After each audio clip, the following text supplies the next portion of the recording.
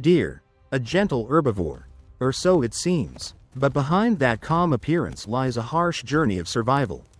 From birth to adulthood, each individual must face countless dangers, predators, natural disasters, and even the unforgiving laws of nature itself. This is not just the story of one animal. It is the evolutionary journey of life itself in its struggle to survive. The origin of life, how deer are born. Gestation period, about 6.5 to 7 months. Breeding season, usually in early spring, when fresh grass begins to grow.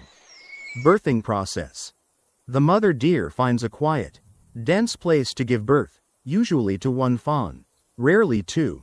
The newborn cannot run immediately, it lies still, hidden by its white spotted coat that blends perfectly with the grass. During the first 1 to 2 weeks, the mother returns periodically to nurse it and teach it how to walk, listen, and recognize the scent of predators. And then, through the morning mist, a newborn fawn takes its first breath. We often romanticize this as a cry. But in truth, fawns are born in utter silence. Instinct teaches them that even the faintest sound could be an invitation to death. The birth of a deer is a biological race for survival. The scent of life. The mother must immediately lick her newborn clean, not only to stimulate blood circulation but, more importantly, to remove any scent that could attract predators like wild dogs or leopards. The fragrance of new life is a deadly signal in the forest.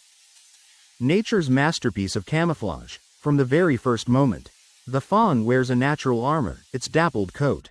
Those scattered white spots are no accident. They mimic sunlight filtering through leaves, breaking up its outline and blending it seamlessly with the forest floor. It is a masterpiece of evolution, the first and most effective passive defense strategy in its life. And in contrast to that fragility stands the mother's gentle yet unyielding protection. The doe, at this moment, embodies the very strength of life itself. The image of a mother deer standing guard, eyes scanning in all directions, is not an act of emotion but a purely strategic calculation. She is ready to face danger if she must, yet her best defense is distance. The doe hides her fawn deep within the underbrush, then quietly walks away to feed or drink, diverting attention from predators. At first glance, this may seem like abandonment, but in truth, it is an intelligent act of sacrifice, ensuring that no predator will follow her scent back to where her fragile young is hidden. After that dramatic moment of birth, the young fawn enters the most crucial stage of its life, the emergency learning phase. This is a brutal learning environment where every wrong move can cost a life. It begins with the most basic needs, finding resources. The fawn must rapidly sharpen its senses, sight, hearing, and smell, into a sophisticated system of detection and early warning. Far beyond reliance on its mother, deer possess an exceptionally advanced sense of smell. Scientific studies reveal that they use a special organ known as the vomeronasal organ, VNO, also called Jacobson's organ, to analyze pheromones and trace chemical compounds in the air. Finding food. A young deer learns to recognize the scent of tender leaves and fresh shoots that hold the highest nutritional value during dry seasons. It's not merely the smell of grass, but the scent of moisture, protein, and vitamins, chemical signals that ensure the growth of muscle and bone.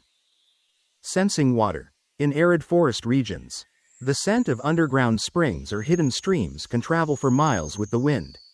The fawn is trained to detect subtle changes in humidity in the air, using its sense of smell like a biological hygrometer, guiding it toward the very sources of life. The large, flexible ears of a deer function like two parabolic sound receivers. They can rotate independently up to 180 degrees, allowing a fawn to pinpoint the exact source of a sound without turning its head, a movement that could easily reveal its location. Learning to decode sounds. The fawn learns to distinguish subtle differences in sound frequency and intensity. The snap of a branch, often a predator's approach, is different from the dry crack of a twig falling in the wind. A low growl, from a lion, differs from the higher-pitched bark of a wild dog. This ability is known as sensory filtering, the art of ignoring thousands of background noises to focus on a single, meaningful signal that could mean the difference between life and death. When threatened, A fawn's first instinct is not to run, but to remain absolutely still. This strategy, supported by its spotted coat, is a continuation of the camouflage lesson learned since birth. The freeze response triggers a powerful physiological reaction. The heart rate slows, and metabolism decreases, allowing the fawn to become almost invisible to predators, whose vision is primarily stimulated by movement. If discovered, the fawn must activate its flight mechanism. While an adult deer can reach speeds of 50 to 60 kilometers per hour, a young fawn must learn to use its limited energy wisely. Zigzag running technique. Survival isn't about straight line speed. The fawn learns to sprint in sharp diagonal bursts, sudden zigzags that confuse predators like leopards or cheetahs, which rely on traction and momentum for their chase. Terrain intelligence. It learns to choose its ground wisely, always favoring areas cluttered with obstacles like fallen trees or thorny bushes, which break the pursuer's speed and create crucial distance. Each chase, each narrow escape from the claws of lions or leopards, is more than a terrifying ordeal. It's a cognitive update. The brain records, "This place is dangerous." That scent signals risk. This tactic works. Every encounter refines instinct, turning fear into wisdom. Natural enemies. Lions, leopards, jackals, and wolves, always lurking, especially after the young. And then there's humans, the most dangerous predator of all, armed with traps and guns. Survival strategies. Deer possess an extraordinary sense of hearing. Their large ears can rotate 180 degrees to capture the faintest sound. Their sharp sense of smell allows them to detect danger from afar. With running speeds reaching up to 70 kilometers per hour and the ability to change direction abruptly, they can outmaneuver most predators. Learning instincts.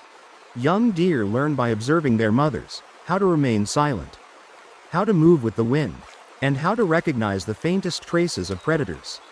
Each escape, each narrow survival, becomes a vital life lesson, one that shapes not only instinct, but wisdom. Age of maturity. Around 2 years old, male deer begin to grow their antlers, symbols of strength and dominance. Each year, these antlers fall off and regrow, larger and more magnificent than before, a powerful representation of the cycle of life. During the mating season, fierce antler battles erupt between males as they compete for the right to protect the herd and to mate. These clashes are not just displays of aggression, but ancient rituals, demonstrations of vitality, endurance, and the unbroken rhythm of nature itself.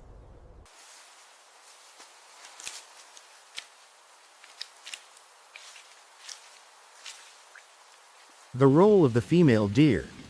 The doe leads the herd in search of food and water, and serves as the primary sentinel, alerting others to potential danger. Her awareness and experience are vital to the herd's survival. Lifespan. In the wild, deer live on average 10 to 15 years. Though under safe and protected conditions, such as in wildlife reserves, they can live up to 20 years. When a deer passes its prime, the body begins to slow down. Its once sleek coat loses its luster, and the proud antlers fade in brilliance. The old ones can no longer keep pace with the herd. They often choose solitude, wandering into the deep forest, where shade and gentle streams await. This is not loneliness, but instinct. They leave the herd so that their death won't slow others down or attract predators to the group. It is a quiet passing, yet one filled with biological purpose. When a deer falls, nature does not pause. Its body gradually returns to the earth, becoming nourishment for grass and trees. And those same meadows will one day feed a new generation of deer. The individual is gone, but life continues, an endless cycle of renewal. Somewhere deep in the forest, a mother deer is pregnant again. When spring comes, among the tender grass, faint trembling footsteps will echo, the sound of a newborn fawn taking its first breath. This cycle repeats, gentle, silent, yet sacred. It is the perfect harmony of nature. Every creature, great or small, strong or fragile, has its place in the intricate chain of life. No ending is ever a loss, only a passing of the torch, so that life may go on. and the forest forever echo with the footsteps of the deer.